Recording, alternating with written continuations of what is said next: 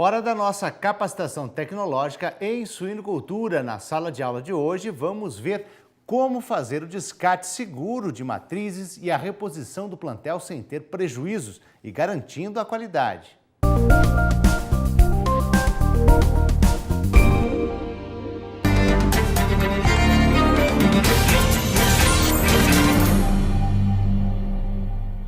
Bom, nós vamos abordar agora um assunto bastante importante na produção atual de suínos, que é descarte de matrizes e reposição de plantel, bem como o seu impacto técnico e econômico na produção de suínos. Esse é um tema que todas as granjas, sem exceção, lidam com ele diariamente. Toda granja tem um processo dinâmico de reposição de fêmeas e de descarte de fêmeas, e é um tema que, apesar de muitas vezes ser negligenciado, é um tema que tem um impacto ou gera um impacto decisivo na produção de um rebanho de suínos. Tanto no aspecto produtivo, dados zootécnicos, eficiência zootécnica de produção, quanto em outros aspectos paralelos como sanidade, como estabilidade e como eficiência econômica do sistema de produção. Então ele merece uma abordagem particular e detalhada para que isso possa promover uma gestão melhor e um trabalho mais preciso em cima de descarte e reposição. Esse é um gráfico que mostra uma relação bastante conhecida na suinocultura, que é uma distribuição gráfica por ordens de parto dentro daquilo que supostamente seria o ideal numa granja de suínos atual, com ordens de parto, fêmeas leitoas de reposição próximas a 20% do estoque total de fêmeas do inventário, decrescendo de forma gradativa até as fêmeas que vão ser descartadas, até as ordens de parto mais velhas e as fêmeas que vão sair do rebanho. Isso é um gráfico teórico, uma hipótese de distribuição de um rebanho de suínos. Dificilmente nós vamos encontrar um rebanho que seja exatamente seguindo esse gráfico, mas de forma geral nós buscamos algo entre 50%, 55% até 60% de um plantel de uma granja de suínos próximo da faixa de terceiro a sétimo parto, terceiro a sexto parto, que seria o pico de produção, o pico de eficiência zootécnica de produção de um rebanho de fêmeas suínas. Isso é uma distribuição ideal. E essa distribuição está sujeita a uma série de questionamentos, a uma série de variações, a uma série de parâmetros que interferem nisso e que geram de fato uma oportunidade muito grande para que os produtores e técnicos possam atuar em cima disso. Pegando um dado real, um dado que acontece a campo em diversas granjas, aproveitando um trabalho de 2005 aqui, mas é uma situação refletida na realidade prática de todas as granjas, mostrando uma oscilação num período de 24 meses nessa distribuição percentual do plantel por ordens de parto. Isso parece uma granja mal gerenciada. Isso aqui na verdade é um estudo de casos de vários rebanhos, existe uma variabilidade imensa entre as granjas, mas essa situação exposta nesse gráfico ilustra exatamente o que acontece na suinocultura brasileira nas mais diversas regiões também, onde ao longo do tempo o percentual de fêmeas de reposição ou as leitoas tem uma oscilação imensa em termos de percentual na composição do plantel, assim como as outras categorias, leitoas de reposição nulíparas ainda, as fêmeas no pico de produção de terceiro a quinto parto nesse gráfico, por exemplo, variando tremendamente em termos de composição do plantel ao longo desses 24 meses desse estudo. Essa situação é uma situação extremamente representativa do que nós vemos na prática das granjas de suíno brasileiras. Então nós temos diversos dados técnicos que variam com bastante expressividade de uma ordem de parto para outra. Aqui, por exemplo, dados de natimortalidade, percentual de incidência de natimortos na granja, variando tremendamente das fêmeas jovens e até as fêmeas mais velhas. Essa é uma relação conhecida, as fêmeas de maior ordem de parto são fêmeas mais predispostas à ocorrência de natimortalidade, e assim como esse índice que está sendo exemplificado aqui, diversos outros índices são extremamente variáveis entre ordens de parto sucessivas. Hoje nós temos nas fêmeas de maior prolificidade que predominam hoje, nós temos curvas de produtividade um pouco diferentes daquelas que nós vimos no passado, onde existia uma oscilação maior de número de nascidos por ordem de parto. Hoje é muito comum encontrarmos curvas de produtividade semelhantes a essa acima, onde as fêmeas primíparas, as fêmeas de primeira ordem de parto num rebanho, já apresentam desempenhos reprodutivos bastante próximos das fêmeas que estão em pico de produção. Isso é uma realidade diferente na suinocultura atual, a gente já vê isso com bastante frequência no Brasil. A curva de produtividade das fêmeas de hoje não é exatamente a mesma curva, com a mesma angulação que ela tinha no passado. Isso é importante para algumas questões que nós vamos tratar adiante nessa aula aqui. Bom, em termos de causa de remoção de matrizes, nós vamos tratar especificamente da área de descartes e dos seus impactos técnicos e econômicos, né?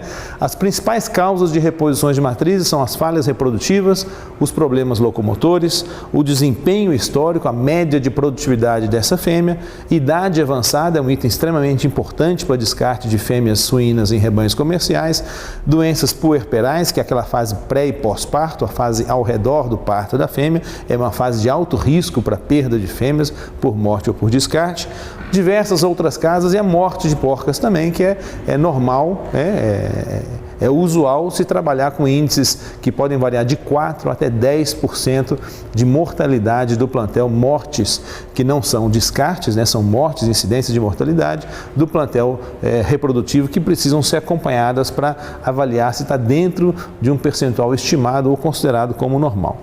O mais importante na gestão da produção é analisar e gerenciar o descarte como sendo voluntário ou involuntário. O descarte voluntário ou estratégico é aquele que o gestor decide descartar, é o mais interessante do ponto de vista econômico, quando você busca um descarte estratégico. O descarte involuntário ou biológico é aquele que você não tem opção, você descarta por uma incapacidade da fêmea de continuar no plantel produtivo. Cada trabalho ou cada granja, cada sistema de produção que nós avaliarmos vai ter vai apresentar uma distribuição diferente de razões para descarte das fêmeas. Esse é um trabalho publicado em 2000 pelo Tomás Lúcia, mostrando uma variação nesses rebanhos especificamente, mostrando 33,6% do total de descartes como sendo falhas reprodutivas, 20,6% como desempenho reprodutivo, desempenho em termos de tamanho de leitegada dessa fêmea, e cada rebanho ou cada sistema estudado vai ter uma realidade diferente. Se nós buscarmos exemplos de campo aqui no Brasil, nós vamos também observar essa variabilidade entre granjas. Essa granja, por exemplo, tendo como aprumos defeituosos e repetição de cio as duas principais causas de descarte. Essa granja tendo como infecções uterinas, metrites e as artrites em segundo lugar como sendo as principais causas de descarte. Essa outra granja com baixa produtividade e idade elevada como sendo as suas principais causas de descarte. O que é um bom sinal no caso dessa granja exemplificada aqui, porque mostra que são descartes voluntários ou descartes estratégicos. Baixa produtividade, idade elevada. Quando itens como esse configuram as principais causas de descarte de uma granja, é um indicativo de que os descartes biológicos ou involuntários estão bem controlados. A perda de fêmeas por descartes não intencionais está bem controlada e o descarte intencional de fêmeas predomina. Isso é um bom sinal de uma granja bem gerida do ponto de vista de descartes estratégicos. As causas são as mais variadas: qualidade de aparelho mamário, qualidade de aprumos.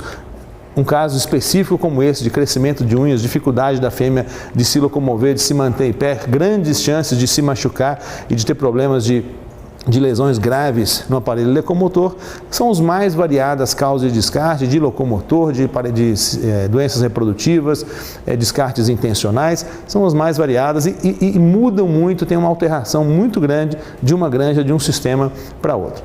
Então, essa diversidade encontrada a campo, nós buscando isso na literatura também nós vamos encontrar diversas informações ou diversos parâmetros que são determinantes para descarte de fêmeas. Ainda assim, as falhas reprodutivas são normalmente a causa principal daquilo que nós chamamos remoções precoces, né? Descartes involuntários, descartes que nós não gostaríamos de ter dentro do sistema de produção de matrizes produtivas. As falhas reprodutivas ainda configuram de forma geral como sendo as principais causas da perda de fêmeas em descartes involuntários ou biológicos, né? Nós temos assim situações bastante díspares, bastante diferentes entre granjas. Aqui é um exemplo de uma granja que tem uma taxa de descarte ou de perda de fêmeas extremamente alto para fêmeas jovens, 27,6% 90% dos descartes dessa granja estão concentrados numa categoria muito jovem de animais.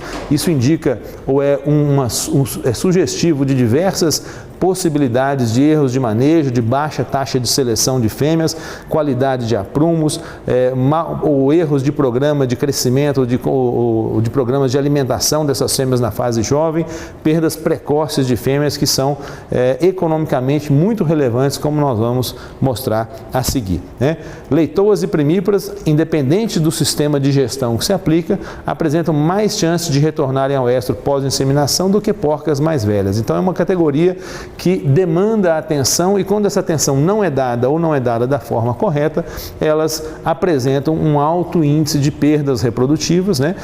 As chances maiores de repetição de cio de uma leitoa, por exemplo, são inerentes à própria categoria. É uma categoria que nunca foi desafiada do ponto de vista reprodutivo, vai ser testada do ponto de vista de potencial de fertilidade pela primeira vez. Obviamente existem chances, que não são poucas, de que essa fêmea tenha algum problema. Então é uma categoria que existe, que demanda uma atenção bastante grande.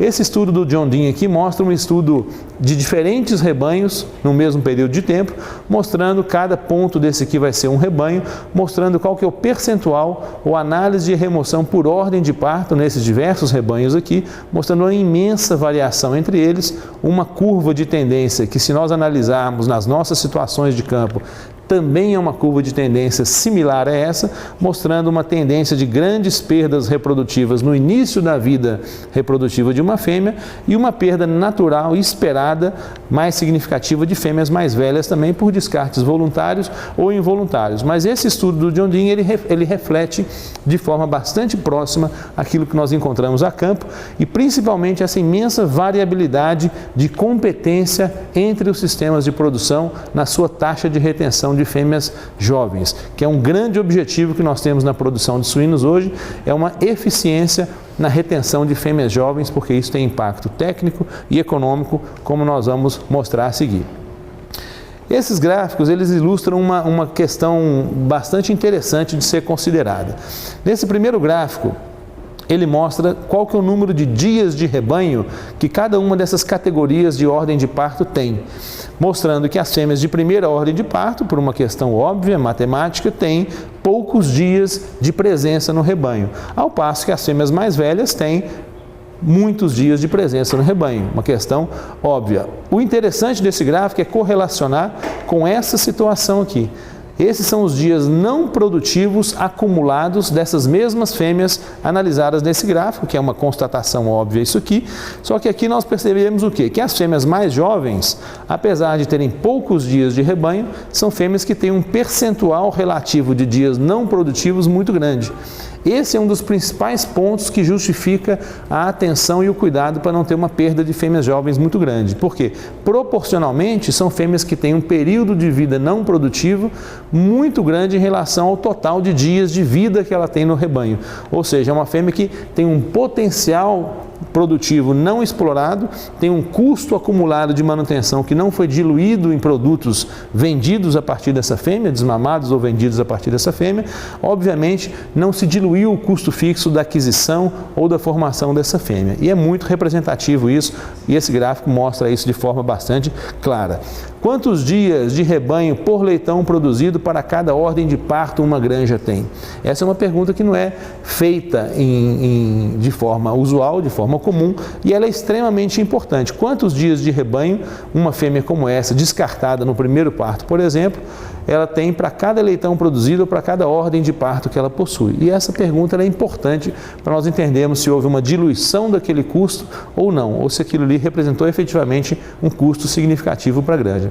Longevidade é sempre uma questão econômica, longevidade não é um item técnico, né?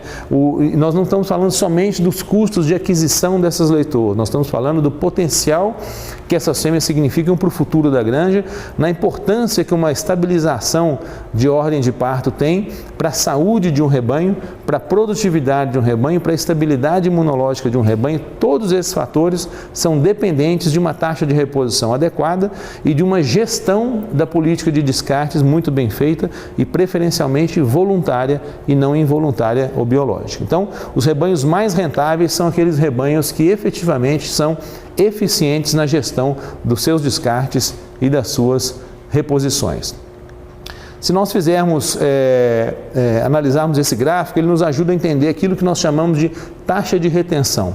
Taxa de retenção é um parâmetro pouco avaliado na suinocultura brasileira, pouco mensurável pelos softwares de gestão de granja que nós temos disponíveis hoje, mas facilmente analisável por quem quer fazer isso e por quem está disposto a analisar esse importante índice. Esse gráfico aqui mostra, numa taxa hipotética de 86% de retenção parto a parto, qual que é a perda de fêmeas, a cada 100 fêmeas introduzidas no rebanho, por exemplo, qual que é a perda gradativa de fêmeas que nós vamos ter ao longo da vida. E nós temos índices e metas bem claras para isso, que nós vamos comentar na sequência. Por exemplo, antecipando um desses índices, que é 70% de retenção do plantel até o seu terceiro parto. O que significa isso? Que de cada 100 fêmeas introduzidas numa granja, nós esperamos ter 70 fêmeas aptas ao terceiro parto e retidas na granja com eficiência. Isso se chama taxa de retenção, que não é facilmente observável nos relatórios que nós normalmente tiramos nos sistemas de gestão das granjas, mas é um dado que toda granja tem acesso, toda granja consegue monitorar, toda granja consegue medir isso aí, e nós não nos surpreendemos hoje com uma variabilidade imensa entre as granjas. Tem granjas que chegam a 78%, 80% de retenção ao terceiro parto, tem granja que tem 40% de retenção ao terceiro parto. E isso gera um impacto econômico extremamente significativo de uma granja para outra.